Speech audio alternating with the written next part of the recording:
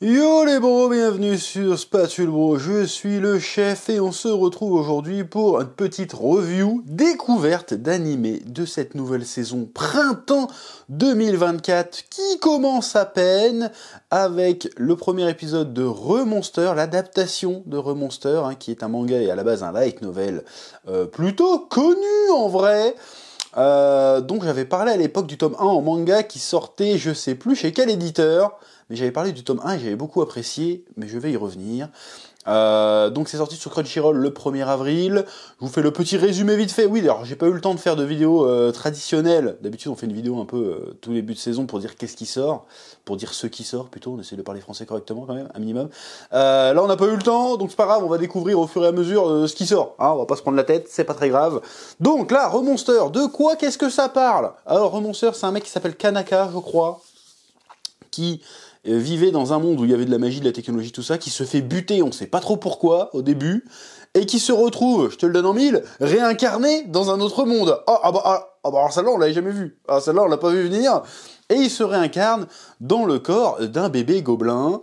Et donc, dans le premier épisode, notamment, il va découvrir sa nouvelle vie, grandir au fur et à mesure, c'est découvrir des capacités similaires à ce qu'on pourrait avoir dans un jeu vidéo, il va gagner des niveaux, il va gagner des compétences, et puis il va gagner en puissance, et puis il va avancer dans la vie avec un but, j'imagine à un moment donné, de se venger. Sauf comment il peut se venger, je suis putain, comment il peut se venger s'il est plus dans le même monde, peut-être que ça va être le plot twist après, en fait il est dans le même monde, à une autre époque, j'en sais rien, bref.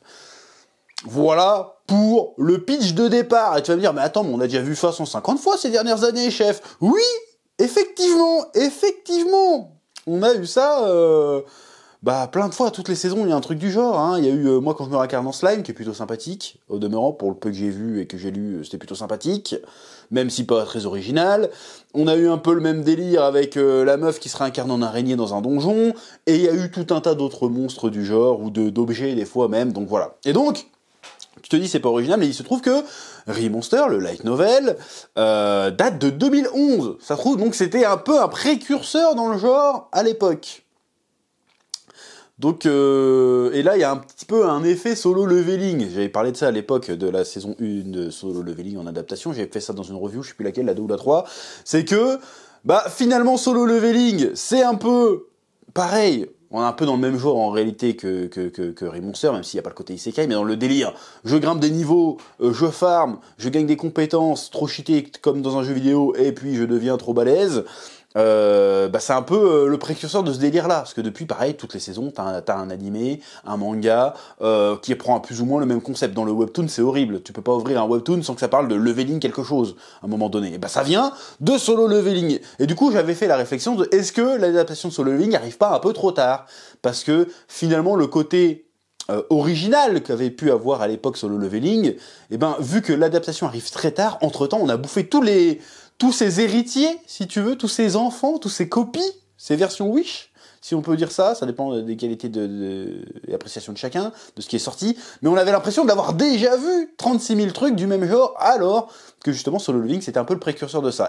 J'ai bien peur que ça soit la même chose avec Remonster.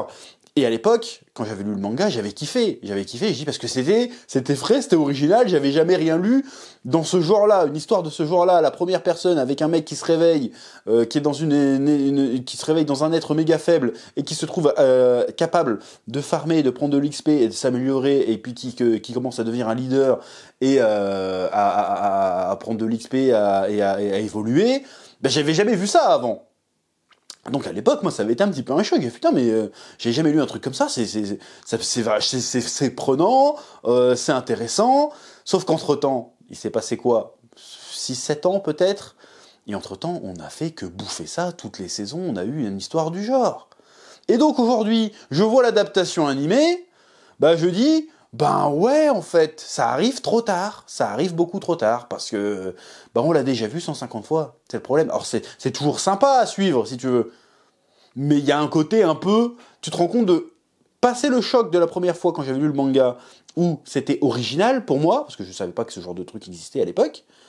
Maintenant, je vois que les défauts. Je vois pas le côté, ah super, un personnage qui évolue, qui utilise un peu des mécaniques de jeux vidéo pour évoluer, machin. Je vois plus ça, je vois juste... Ouais, non, c'est une histoire qui s'écrit en automatique. Et en fait, ça raconte rien, en fait, quand tu te rends compte. Passer le concept, une fois que tu t'y es fait, tu te rends compte que ça raconte rien. Et que c'est plein de défauts comme concept. Parce que le héros, on te suit un héros, on sait pas qui c'est, on sait pas c'est quoi sa vie avant, on sait juste qu'il se réincarne. Et en fait, il a tous les défauts de tous les isekai que je m'évertue à dénoncer, entre guillemets, depuis des années. C'est-à-dire que le héros, on peut pas s'attacher à lui, on sait pas qui c'est. On le voit juste recommencer à zéro. Et comme par hasard, dans son ancienne vie, il avait le pouvoir d'absorption, de croquer des trucs et puis d'absorber les capacités. Mais c'est juste cheaté. Tu te dis comment un mec aussi cheaté a pu perdre et mourir. Donc on s'en fout, on sait pas qui c'est, il revient dans un monde, on découvre un nouveau monde, et c'est tout, il a pas spécialement de but, il a pas d'objectif, et en plus, ben, il est cheaté. Il est cheaté. Il roule sur la vie, il roule sur la life. Encore une fois, passer le choc de « Oh, c'est novateur, c'est nouveau », bah, quand ça t'enlève le côté novateur, en fait, c'est banal, c'est un peu vide, c'est un peu chiant. Et encore une fois, j'ai vu qu'un seul épisode, mais à l'époque, j'avais lu les 2-3 premiers tomes. Donc on va voir comment ça va évoluer, parce que ça c'est sorti de mon esprit, hein, globalement. On va voir comment ça va évoluer. Je dis pas que je vais suivre toute la saison, parce qu'encore une fois, bah, j'ai déjà vu ça, en fait. J'ai déjà vu ça. Mais bon, l'adaptation, l'animation n'a pas l'air spécialement incroyable. Ça n'a pas l'air d'être fait par un studio connu, j'ai pas retenu le nom du studio. Ça aurait été un studio connu, je l'aurais gardé en mémoire. L'opening, il est atroce. L'opening est atroce. Hein. Ah, j'ai rarement vu un opening aussi à chier. Non seulement il est nul, la musique est nulle, mais il n'y a pas de truc en animation. Il y a un moment, il y a 30 secondes, c'est Remonster, ça zoome dessus, c'est pixelisé, Remonster, ça repart, ça rezoome. J'ai fait, qu'est-ce que c'est que cette merde? Donc le truc a pas l'air produit par un très très gros studio.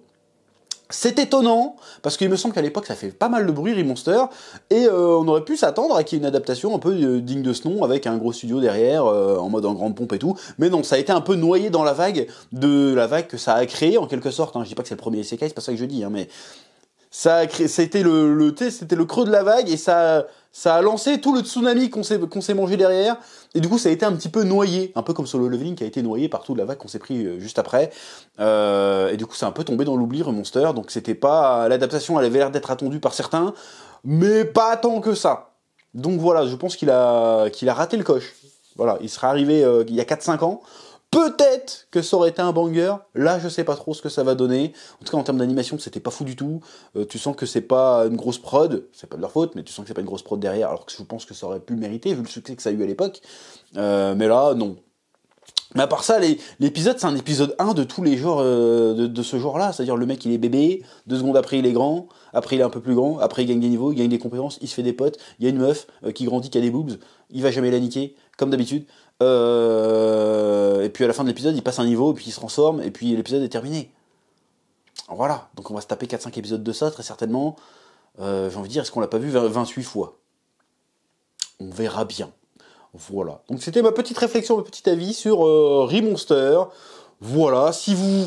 J'aurais eu tendance à te le conseiller, si t'aimes bien le genre, vas-y, parce que là c'est un peu le précurseur du genre. Si comme moi, ça te sort par les trous de nez, bah regarde pas, mais bon, on va voir, je vais peut-être jeter un œil par curiosité, voilà. C'est à peu près tout ce que j'avais à dire, je vous laisse le soin de mettre un petit pouce bleu, de mettre un petit commentaire comme d'habitude, et je vous dis à très bientôt sur Spatule Bro pour de nouvelles vidéos, que la passion vous guide, oui.